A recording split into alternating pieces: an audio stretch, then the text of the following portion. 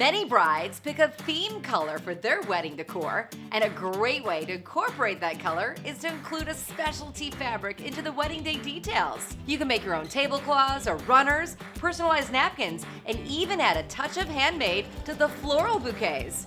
Today, we're gonna make a bouquet ruffle, so let's make it.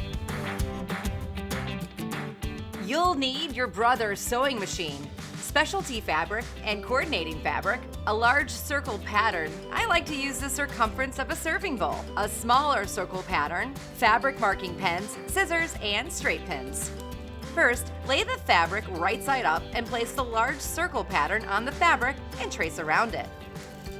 Put the smaller circle pattern in the center and trace around it. You'll need 2 for each bouquet ruffle. Cut 1 on the specialty fabric and 1 on the coordinating fabric. Cut out the large outer circle and then cut out the inner circle so you have a donut shape. Sew the 2 circles together.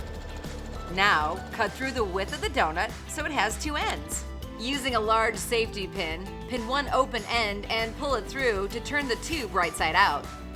Press the edges flat, turn both opening ends in, press, and top stitch closed. If you hold it up by one end, it cascades downward in a soft spiral. Make a second one or more to attach the handles of your bouquet using pins, a stitch, or hot glue. And there you have it, a simple yet beautiful embellishment for your wedding day bouquet.